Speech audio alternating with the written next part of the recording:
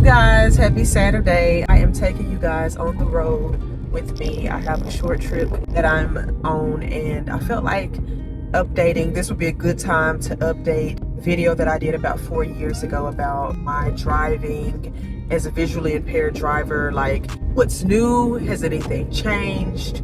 What is it like for me on the road 4 years later? So for the first thing, I will say that nothing has really changed within the 4 years of that video being posted versus now. I will say that I feel a lot more comfortable on the road than I did at the time, because as I mentioned to you guys in the initial video that I did, as a visually impaired driver, I can speak for myself. I don't know about anyone else, but I can say for me, it took me a minute, probably more than it takes a driver with normal vision or they don't have any type of visual impairment. It took me some time to really get comfortable behind the wheel, comfortable with turning, comfortable with lane changes. I remember I put a lot of pressure on myself when I initially started driving, because I felt like I had to prove that I was just as much of a good driver as a person who wasn't visually impaired, simply because of the stigma that surrounds us. So I put a lot of pressure on making sure that I could drive in a straight line, or that I turned perfectly, or that I could merge into another lane perfectly. And it wasn't so much because I wanted to be a safe driver, but more so because I felt like I had something to prove to myself. Like, yeah, you're visually impaired, but you can do just as much as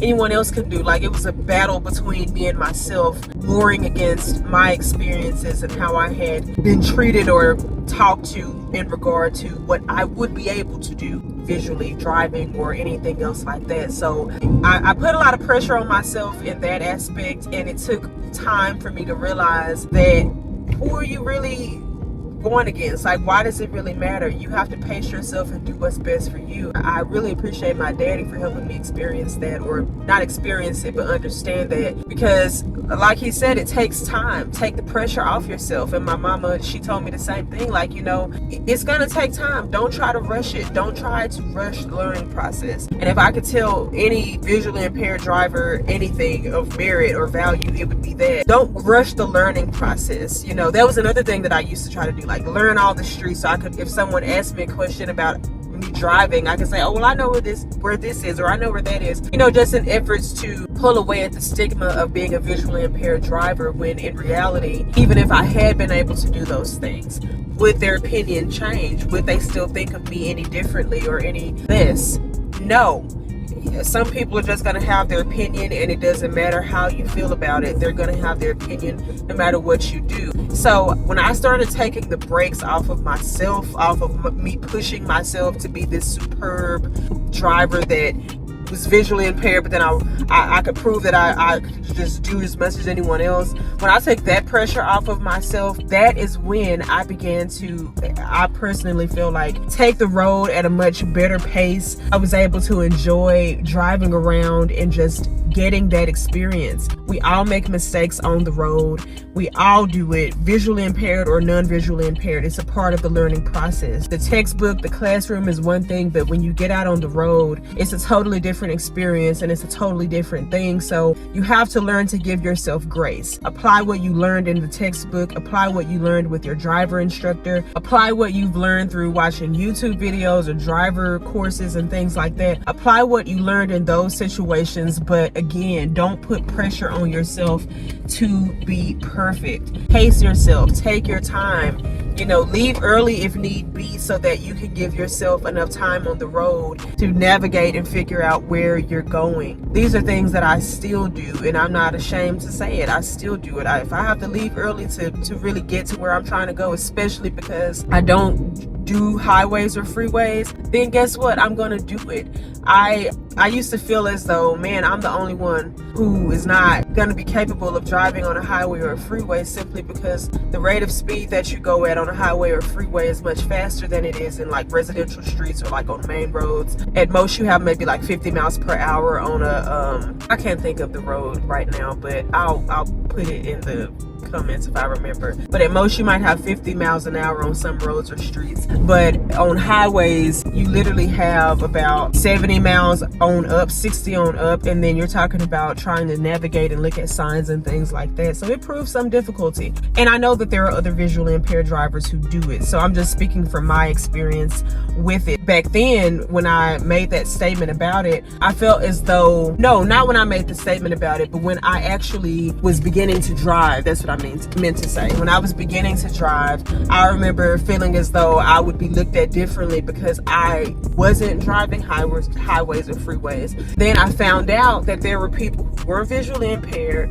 who themselves were not feeling comfortable on highways or freeways, and they took streets, they took back roads. Here I was feeling like I was going to be the anomaly, the oddball, the one that was going to be looked at as a lesser driver because I didn't. And these people with two whole eyeballs, now wearing eyeglasses, saying the exact same things. God allowed me to see all of these things and hear all of these things so that he could help me see it's normal for you. What's normal for you might not be normal for someone else, but that doesn't take away its value for your life. So I always keep that in mind. What's normal for you might not be normal for someone else, but it doesn't take away the value of that thing or that experience or what you have to do to get through life. It doesn't take it away from you, because that's what you have to do to live life. And again, not all visually impaired people share what I'm sharing.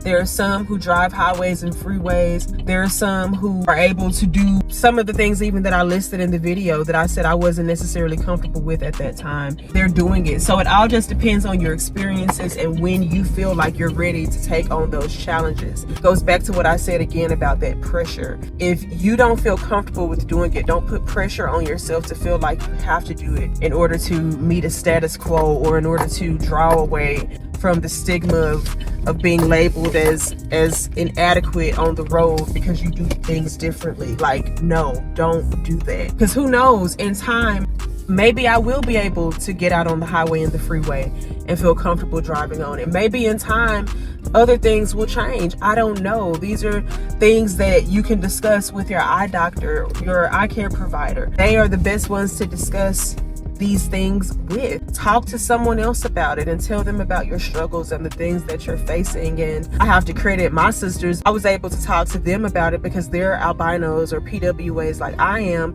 So it was easy to have that comfort. And I know everyone doesn't have siblings who have the same condition that they have. I know that. That's why this community online is even special, because we're all able to connect from different parts of the world and be relatable with one another. I enjoy reading your comments. I enjoy hearing your experiences. I enjoy seeing what you have to say about this driving thing and how much of a challenge it can be, but then also how much of a rewarding experience it can be. I also enjoy hearing those who say, well, hey, I'm not allowed to drive. I can't drive, but I enjoy the other things that I'm able to do. I enjoy having these conversations with you guys because I feel like it builds us as a community and it helps us really be able to understand each other in ways that we otherwise wouldn't be able to without social media.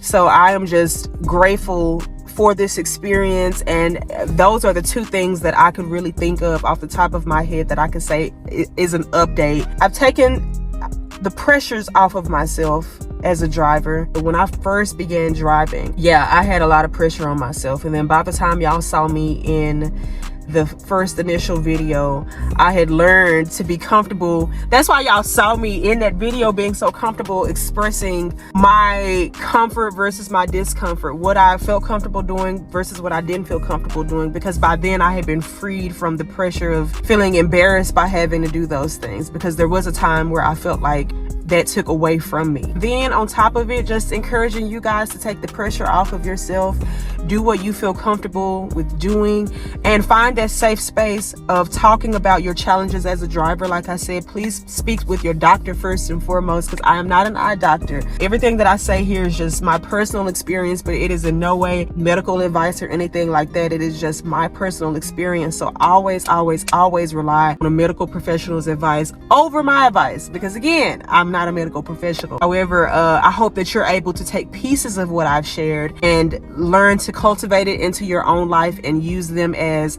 maybe stepping stools or stepping stones towards you building your confidence as a driver. Also, outside of your eye doctor, find, if you have siblings or cousins with the same condition, maybe you can find solace in talking with them, talk with your friends, because that's another thing. Everyone who you can relate to or who can relate to you doesn't have to necessarily have this condition or have a visual impairment to know what it feels like or to be able to empathize with you. God has graced some people to just have that ability and they literally have nothing going on physically disability or anything like that, and they just know how to empathize with people. So I hope that you have those types of people in your life, and if you don't, I pray that God will lead you to those people so that they can be a listening ear and a sounding board and an encouragement to you in your life.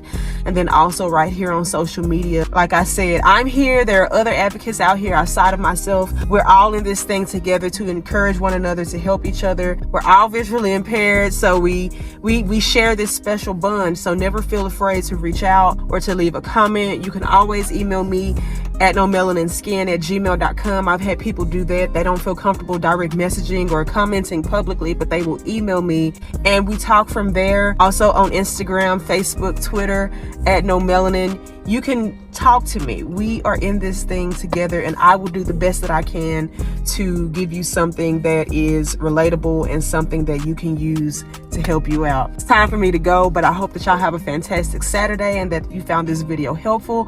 Don't forget to like, comment, and subscribe, and I will see y'all in the next video. All right? Bye, y'all.